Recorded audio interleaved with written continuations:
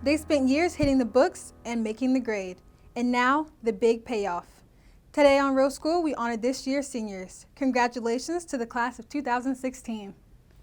Thanks for joining us. I'm Desiree Miller, Fletcher High School class of 2016. As a graduating senior, I can tell you we love a great send-off. And today, we've got two. Real School anchor and fellow senior Joel Oliver is here with more. Just picture yourself inside of your school gym. The crowd is cheering, the music is playing, and you are the star of the show. What sounds a lot like a sporting event is actually a celebration all about education. Welcome to Robert E. Lee High School's first ever academic signing day.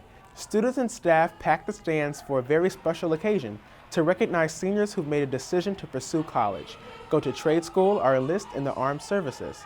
School board member Becky Couch was among those cheering on students as they made their grand entrance.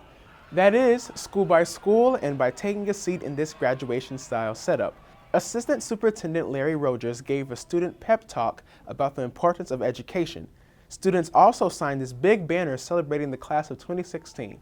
And did I mention that Robert E. Lee students have received over 250 acceptance letters this school year?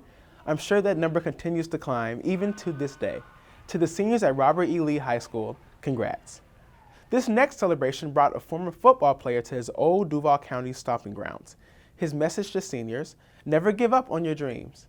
If this face looks familiar to you, well, you can say he's a bit of a local celebrity. That's recently retired Jacksonville Jaguars cornerback Rashean Mathis.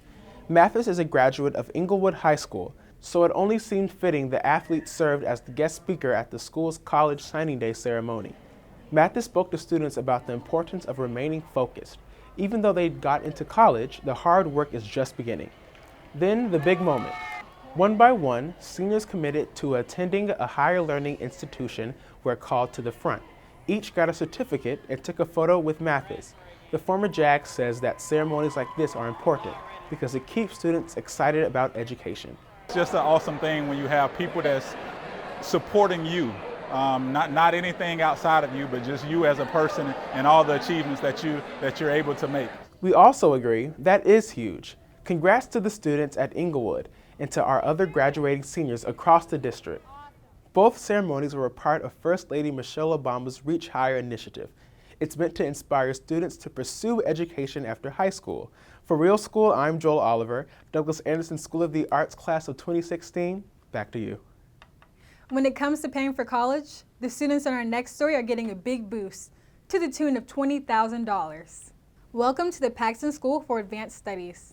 These are members of the school's Life Smarts team. Several of them recently competed in the H&R Block Budget Challenge. It's a 12-week online competition that tests students' ability to respond to real-world financial situations. Of the 850-plus teams that competed nationally, Paxton took the top spot. But it gets better. 3 Paxton students placed in the top 22, each earning a $20,000 scholarship. They say thanks to this competition, they've learned a lot about finances. And as an added bonus, Paxton is also getting a $5,000 grant. Great job! She's one of 100 students getting a once-in-a-lifetime opportunity. And we've got her story. Real School reporter Charlotte Rogers joins us with more. Desiree, not a lot of people can say they've had a chance to learn from the faculty and staff at West Point. But this 7th grader you're about to meet can say she has. And not just once, but twice. With West Point bag in hand and her eyes on the prize, Fort Caroline Middle School student Sanae Maslin can't help but be excited. It's fun, it's different, and a great opportunity too. It should come as no surprise that many considered Sanae a leader for the next generation.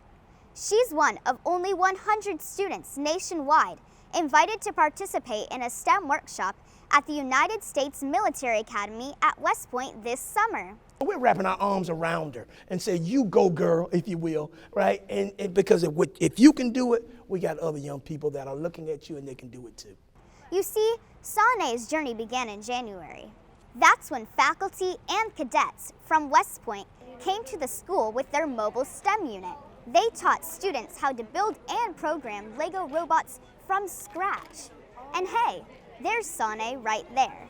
You could say that visit changed everything. It was different because I've never built and programmed a robot before. I thought about it a lot and I dreamed about it, and then, I went in the backyard and was building stuff with bricks, but it didn't turn out how it did in January. Fast forward a few months, and Sane not only found out that she was heading to West Point, but her mom would be going too. I was speechless. I mean, STEM program, science, you just don't hear too much about young kids being so interested in science, and I've always told her to be different, follow your own mind. None of this would have been possible without the support of the people you see here. First, a partnership between the West Point Society of North Florida and the school district. And to be able to impact someone like Sanae and know that we've helped light that fire in her and introduce her to STEM, and then really to allow her to go home and really pursue that, and it's just really overwhelming. And of course, the constant support and guidance of her school. To have an opportunity for a student to be able to go off to West Point, which is like a world-renowned type of a program, and make that connection here at the school level just further enhances what we do on a daily basis. This opportunity has also sparked another interest in Sane. She now wants to enter the military and become an Air Force captain. For us to be able to go to West Point and for her to be closer to her dream is just exciting. Thank you for everything. The West Point Society of North Florida sponsored Sane and her mother to travel to West Point, New York for this workshop. In fact, they just got back, and we know they had an incredible time. For Real School, I'm Charlotte Rogers. Back to you. Here at Duval County Public Schools, we believe reading is more than just fundamental. It's just plain fun. Case in point, the 2016 Reading Extravaganza. This year's celebration took us to Hemming Park downtown. And as you can tell, there was literally something fun for everyone. Crafts, activities, celebrity readers, book swaps, book characters, and much more. The Reading Extravaganza celebrated the literacy achievements of students who participated in DJ's Book Club and completed the superintendent's 25-book million-word challenge. Students who met the requirements walked away with these sweet medals and a greater love of literacy. Now that's something to be proud of. We want to give a big thanks to all of the vendors and volunteers who made this event a big success. We can't wait until next year. Here at Real School, we've had a blast sharing good news stories with you all year long. But as Real School anchor George Boston reports, we now want to share a story that's a little closer to home. Desiree, this time the story is about us. And now we're starting with middle school. Did you know that Molly has been in a helicopter? That Alex is a huge Florida State fan? Or that Charlotte is a whiz at Photoshop? Want to learn more? Check this out. Come and get it. You may be used to seeing Twin Lakes Middle School host Molly Kirkwood like this, but what about seeing Molly like this? Talk about a fun ride. Originally from Columbus, Georgia, Molly is one of 5 siblings and clearly has a silly side. The honor roll student says math and science are her favorite subjects. She wants to be an orthodontist when she grows up. In her spare time, Molly likes to play with her dog, Joey, and hang out with her mom. Molly has also been volunteering for years. And guess what? Molly also made the swim team this year, something she has in common with our next middle school host, Alex Sobel. The Mandarin Middle School student also made the swim team. In fact, it looks like Alex is a fan of being in the water and up in the air. This Jacksonville native is the oldest of 3, and his favorite subject is world history. Alex really loves football, especially FSU football.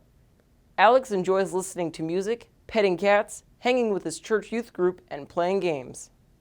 Both of his parents are educators in the school district, and Alex says he wants to be an engineer when he grows up.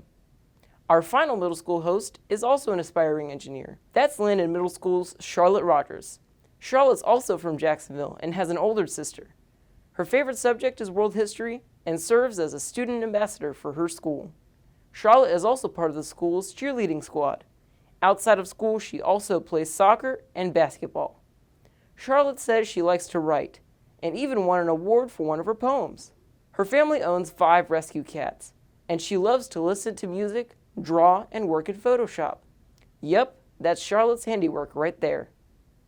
Desiree, we're not done yet. I'll be back here in a few minutes with more on the high school hosts. For Real School, I'm George Boston. Back to you. Thanks, George. Whether they're stirring, chopping, or baking, this next group of students is cooking to tickle your taste buds. Coming up on Real School, we're taking you to a student culinary competition, sure to leave your mouth watering. Find out which talented teams took the top spot. Plus, get ready to rev up your engine and hit the road. Real School cameras are rolling as we cruise over to a vehicle fair, unlike any other. We'll have the behind-the-scenes scoop next. Keep it right here. Real School will be right back. You don't have to look a certain way or give off a certain vibe to be diagnosed with a mental illness. I feel as though most people treat them as if they're a part of a different society. If you see somebody down and out, then you go talk to them. We don't just point fingers and laugh. Get educated on what mental illness is, to get rid of the white elephant in the room. The more we talk about it, the more that people are aware that this exists, the more understanding people will be, and the better our environment will be. Looks like something good is cooking in this kitchen. Welcome to the 2016 Chartwell's Chopped competition. Duval County students going head-to-head to create the tastiest and healthiest dish. Welcome back to Real School. The Publix Aprons Cooking School served as the site of the culinary competition. We were there to catch all of the action. This was Chartwell's first time to host this competition. Schools gain entry by submitting a healthy recipe. Leaders spiced things up by breaking up the competition into two parts. Elementary students cooked in the morning and secondary students in the afternoon. Meals were judged on nutrition, taste, presentation, and originality. And if you're wondering about prizes, well, those are pretty sweet too. We're talking top-of-the-line cookware and having a version of their meals served in the schools next year. It was a really creative new way for the students to get involved, and we did have a really good response from them. When they're older, they know how to take care of themselves and be able to cook their own food, and it's something important that everyone needs to know as they're growing up. And now for the winners. Jacksonville Beach won the elementary school challenge. The teams cooked up a yummy dish of ginger chicken, coconut rice, and a tropical fruit s'more. A team from Frank H. Peterson won the secondary competition. They made a spicy basil chicken and broccoli avocado Alfredo, a pineapple peach smoothie, and roasted cauliflower. By the way, all teams who participated went home with a gift. Congratulations to all. From Jacksonville to Washington, D.C., we're celebrating two students who were among just 14 selected to attend an event in the nation's capital. Real School's Alex Sobel joins us with more.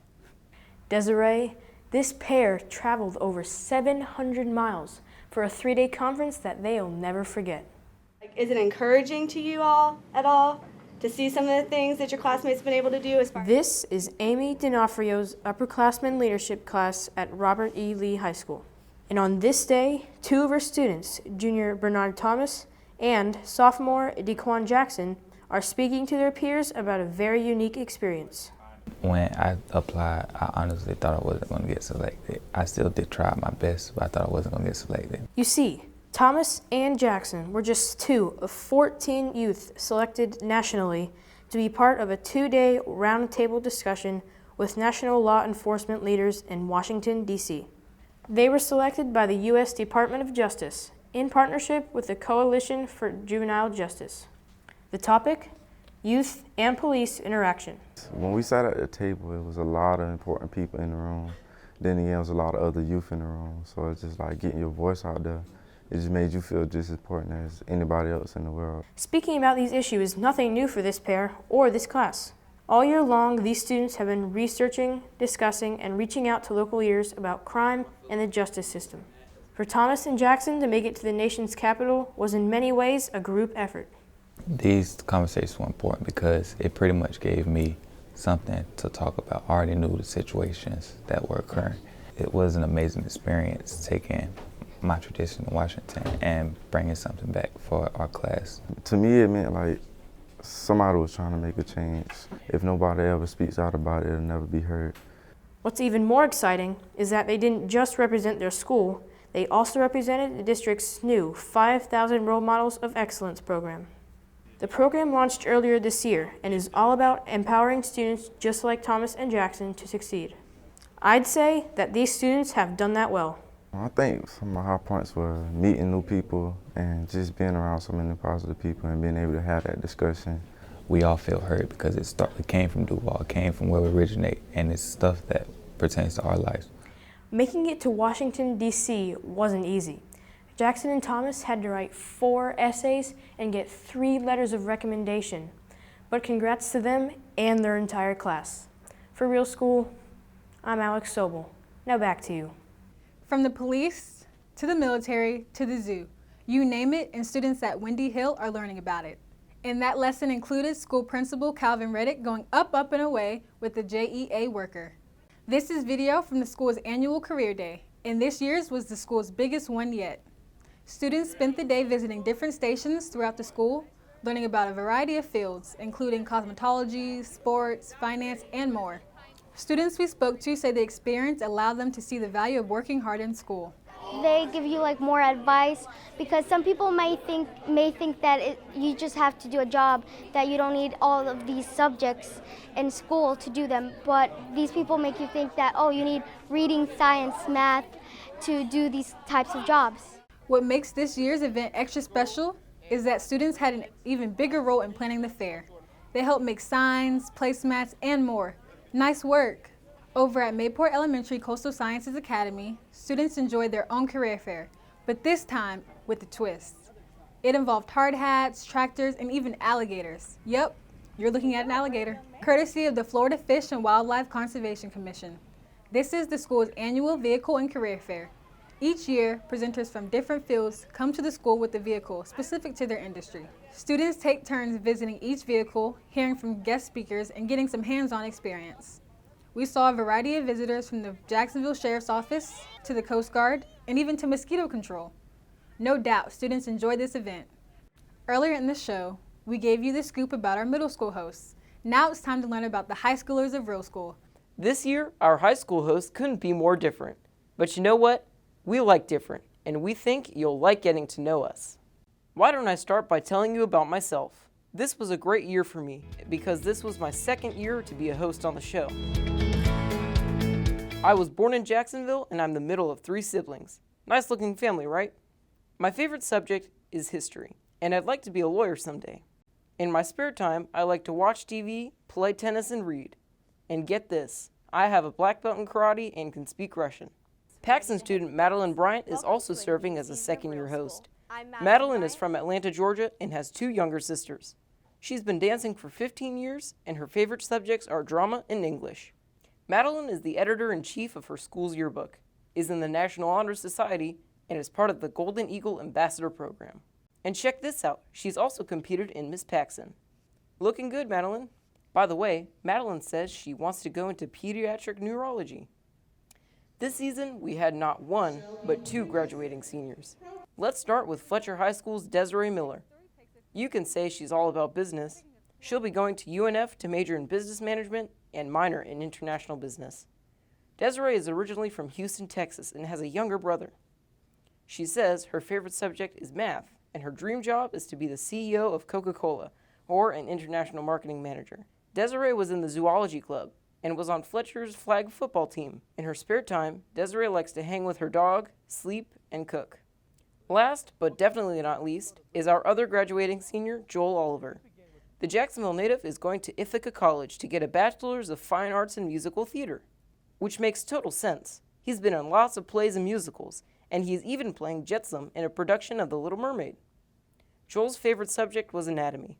He's been involved in Jack and Jill of America, the Wolfson Children's Hospital Kids Who Care Board, and the Mayor's Young Leaders Advisory Council. This year, Joel got a job at Publix, and in his spare time, he enjoys plays, movies, and sporting events. I'm going to miss seeing all of the high school hosts on TV, especially our graduating seniors. You all did great. For Real School, I'm George Boston. Back to you. Coming up on Real School, we're taking a closer look at some of the most important people in our schools, counselors. Join us after the break as we learn more about how counselors are helping students of all grades reach their goals. Don't change the channel. Real School will be right back. Serving our highest needs students with autism. Oak Hill Academy opens this fall as a first-of-its-kind public school. Apply now for innovative, research-based instruction in a unique learning environment for your child. Committed to high-quality education and enrichment for students with autism every day. To learn more, Visit duvalschools.org. Whether you're just entering elementary school or becoming a high school senior, Duval County Schools counselors are equipped to help you reach your goals all the way through graduation. Real School anchor Madeline Bryant joins us with more. Desiree, I'm joined by Nicole Brown, middle school specialist for the district's school counseling program. Thank you so much for joining us today. Tell me about the role of the school counselor in elementary, middle, and high school. Well, the role of the school counselor on all three levels is essentially the same, but they're a little bit different due to those developmental needs of the students that we serve. So on the elementary level, it's pretty much setting that foundation for students, trying to determine what his or her prescriptive needs are and coming up with interventions for those needs, exposing students to careers that they may be interested in, and just ensuring that they have those social skills that will assist them in being able to achieve that healthy, just vigorous learning opportunity that we want all students to have. And so that's pretty much how it works with elementary. For middle school counselors, it's somewhat different. They are in charge of helping students navigate through those adolescent years, which are often quite challenging for students. On all levels, it's a team approach with meeting those needs of students. So it's, again, those academic achievement, making sure that students are successful there, and then just exposure to those careers. On the high school level, it's paramount that students understand those graduation requirements and are exposed to post-secondary opportunities. So counselors are definitely all the time in charge of making sure that those students are navigating through that process. It is the end of the school year and many students will be transitioning to middle school and high school in the fall. How do counselors help students prepare for that change? Well, typically counselors engage in conversations with students through classroom lessons. So what we do is we invite next level representatives to come in and to share information about what it's like to be a middle school student. What are some of the challenges that students face? And what are some of the things that I should be doing now to prepare students? So we don't just share the information ourselves. We like to involve other students who have engaged in that path so that students can engage in conversations with, students that are close to their age. Same thing for high school. We like to have representatives from post-secondary institutions to visit, not just to share information about, how do I get in, but really what is it like being there as a student, at your institution. What kinds of things should I be doing now? So we really work collaboratively with community stakeholders and post-secondary representatives to ensure that students have that information. How do school counselors assist middle school students with career exploration? So one of the things that middle school counselors do is deliver classroom guidance lessons. And through these classroom guidance lessons, students are able to identify their interests, their strengths, some of their weaknesses, and maybe some things just that they may not really know about themselves. So it's a discovery process. So with that, students also engage in an online tool which is called My Career Shines, Cooter, My Career Shines Cooter, and so students are able to do this online. They're able to ask lots of questions about, what kinds of things would I be doing if I decided to become a pharmacist, or what does a typical day look like if I were a mechanical engineer. So they're able to get specific information on some careers and those things that are aligned to whatever they're interested in. And we also like to create career days, career fairs, that kind of thing, inviting individuals out so that students can have those conversations with practicing personnel. School can sometimes be confusing for students and parents because of all of the standards and assessments. How do counselors help families understand all of these requirements? Well, one of the things that school counselors do is share information at parent night, parent day activities.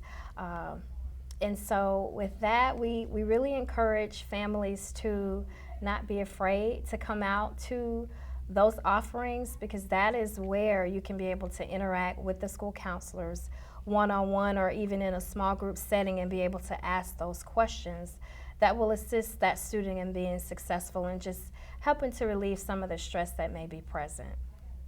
What advice do you give seniors who still may be undecided about life after high school? Okay, so one thing I would advise an undecided senior to do is to go on to Florida Shines. Florida Shines is an online tool that will allow students to just explore careers aligned to his or her interests.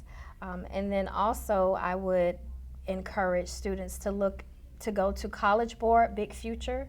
That's a great website where students can gain information on some of the colleges in our nation, ways to pay for college, and just more information about post-secondary opportunities. Well, thank you so much for joining us. You're welcome. For more information, you can visit their website at duvalschools.org. For Real School, I'm Madeline Bryant. Back to you. Thanks, Madeline. And thanks to all of you for joining us this season on Real School. Be sure to join us next school year as we kick off a brand new season. In the meantime, you can always catch us on duvalschools.org or on the DCPS YouTube channel. Till then, thanks for watching and have a great summer.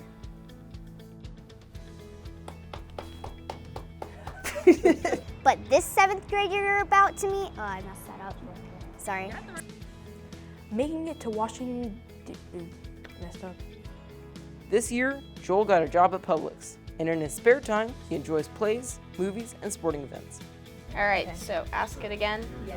All right, because I butchered it too. There we go. Take Joel on. No. Whoa. Ooh. Desiree, this. 16, back to you.